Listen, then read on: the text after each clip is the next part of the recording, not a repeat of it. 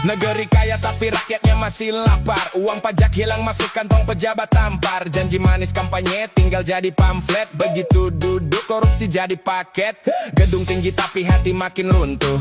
Rakyat kecil tiap hari makin jatuh. Hukum tajam ke bawah, tumpul ke atas. Yang nyuri miliaran malah bebas. Bapak Prabowo versus B.J. Habibie. Dulu pada tahun 1998 Indonesia kacau banget, krisis moneter parah, rupiah anjlok sampai 17.000 per dolar, kerusuhan di mana-mana.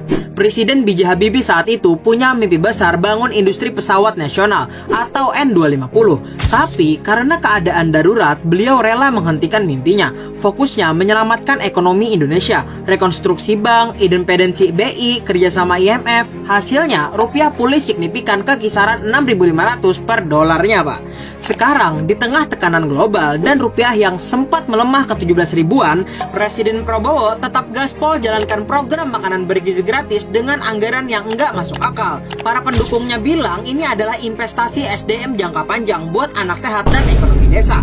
Kritikus khawatir membebani APBN dan bikin rupiah tambah tertekan. Tapi kalau menurut gua, Bapak Habibie mengorbankan mimpi industri demi stabilitas rupiah. Sedangkan Bapak Prabowo memilih tetap jalanin program kesejahteraan meski rupiah lagi goyah. Dua pemimpin dan dua pilihan prioritas di zaman yang berbeda. Menurut kalian lebih setuju yang mana nih? Bapak Habibie atau Bapak Prabowo? Komen di bawah, gimana menurut kalian? Miris dan bikin nyesek. Ratusan karyawan berkumpul mendengar nasib mereka yang berada di ujung tanduk. Dengan hadirnya Koperasi Merah Putih, bayang-bayang PHK massal justru semakin nyata di depan mata. Mereka hanya bisa berharap hak-hak mereka seperti gaji tidak dipotong. Mari kita kawal terus nasib para pekerja ini. Bagaimana pendapat kalian tentang fenomena ini? Saya anggap hari ini PSI kedodoran. Pak Jokowi hari ini, ya udahlah. Babak belur lah, kita harus akui. Kalau ini diteruskan, Sansa ini diteruskan, bonyok ini. Sekarang tergantung Pak JK. Dengan kemarin terlibatnya 40 ormas Islam membuat laporan ke Polda, ini kan suatu sinyal. Beda ini.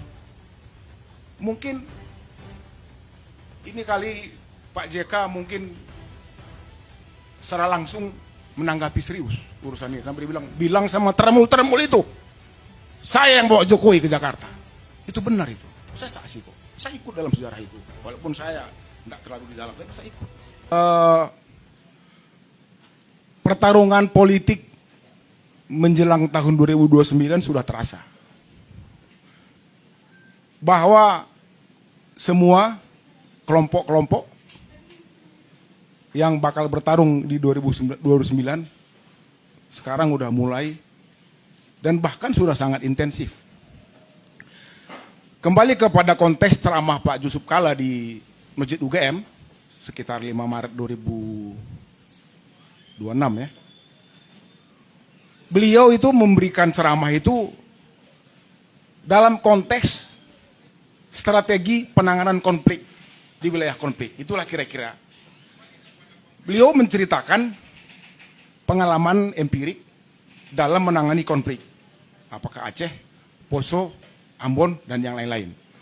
Jadi konteksnya itu adalah pengalaman beliau dalam strategi menyelesaikan konflik. Apakah konflik berbasis agama, suku, dan yang lain-lain. Nah, Mas Adi, pas di Cokro TV waktu itu, saya bilang, itulah pertama kali saya tahu dipublish. Bahwa potongan ceramah itu udah diedit. Dipotong sedemikian rupa, sehingga konteks secara keseluruhan itu hilang. Dan sulit saya bantah bahwa ini bukan nggak sengaja, ini adalah agenda setting. Karena saya yakin ini adalah agenda politik, jadi semua terkait dengan kepentingan dan motif politik.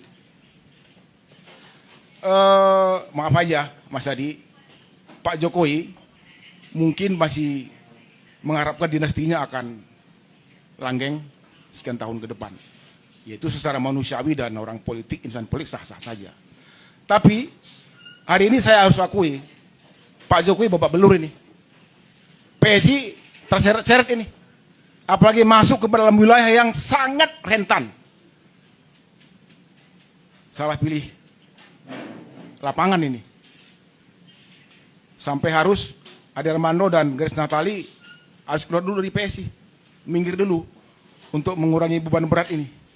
Makanya saya berkesimpulan, yang dari awal mungkin, saya pinjam istilah politik aliran, Herbert Pett ya sama Chris Gert, mungkin mereka mau ngambil segmen pemilih Islam. Dengan mencari simpati bahwa ini ada ceramah yang mengadu antar agama. Mungkin bisa saja itu awalnya itu begitu. Tapi salah itu mereka. Pak JK itu bukan orang sembarangan yang gampang diolah kiri kanan. Kalau kembali ke kita kutub politik aliran, Mas Adi, itu kan ada kelompok nasionalis, kelompok Islam, dan kelompok sosialis ya. Kalau kita bicara soal kendaraan politik, dinasti Jokowi kan salah satu yang kita lihat kan sementara ini PSI lah ya. Untuk mencapai target mereka di 2029, kerja-kerja politik itu udah mulai dilaksanakan. Salah satu yang mengambil segmen kelompok Islam. Kedua mungkin segmen kelompok muda. Dulu kan awal berdirinya PSI itu kan kaum miskin kota dan anak-anak muda Gen Z lah ya. Basis mereka itu. Tapi begitu masuk penumpang gelap ke PSI kan ini berubah nih wajahnya nih. Kelompok Grace Natali saya lihat maaf ya, ini udah agak sedikit terpinggir. Kelompok baru yang muncul nih, penumpang liar ini kan. Jadi semua ini terkait dengan agenda politik 2029. Kita sebagai anak bangsa tidak mau bangsa ini terkoyak-koyak, terpecah-pecah hanya karena soal urusan kepentingan politik berbasiskan agama. Kita nggak mau. Partai agama biasa. Tapi mengelaborasi sebesar-besarnya isu-isu agama untuk kepentingan politik itu kita tentang. Dulu kita dukung Jokowi ini, maaf nih, kita dulu dukung Jokowi karena kita percaya ini orang ini kita harap sebagai anak biasa yang lahir dari pinggiran Kalicode itu kita anggap bisa merubah nasib bangsa ini karena yang lebih baik.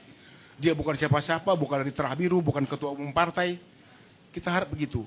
Saya dulu awal-awal berharap seperti itu Mas. Saya susun dulu Nawacita, saya susun dulu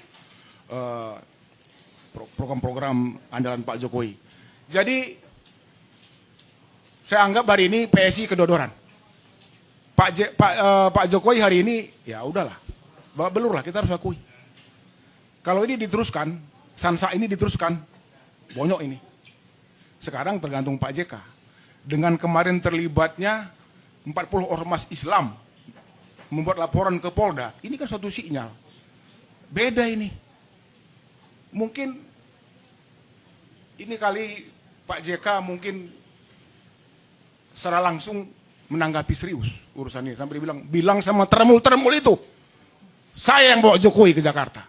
Itu benar itu. Saya saksi kok. Saya ikut dalam sejarah itu. Walaupun saya tidak terlalu di dalam, tapi saya ikut. Jadi kalau seorang leader itu memimpin, tapi lupa akan perjalanan sejarah dirinya, susahlah kita.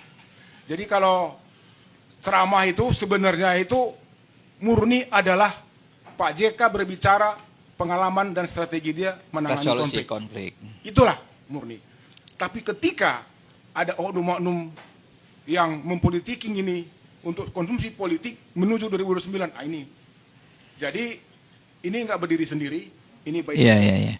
Tapi Bung Budianto, Anda sebagai katakanlah Anda pernah sangat dekat dengan Pak Jokowi sebagai Waketum Projo. Saya sebagai orang luar agak kaget juga melihat bahwa sampai akhirnya saya nggak tahu siapa yang memotong Grace dan Ade Armando ya. Kan mereka sebetulnya juga bukan tokoh kecil di PSI ya. Sampai bahwa mereka harus dipotong, dipisahkan dari PSI. Apakah itu memang karakter Pak Jokowi atau siapa itu, Bung Budianto? Ya itu ya karakter Pak Jokowi juga ya memang lupa kawan ya biasa lah dia itu. Pak Jokowi itu saya tahu lah. Kedekatan kejauhan saya tahu persis lah beliau ini.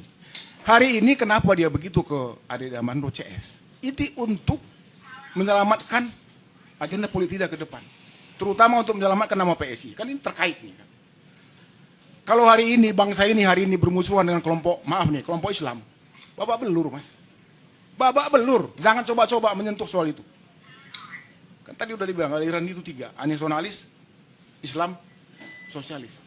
3 ini akar sosial yang sampai hari ini masih relevan, yang masih potensi. Jadi kalau bisa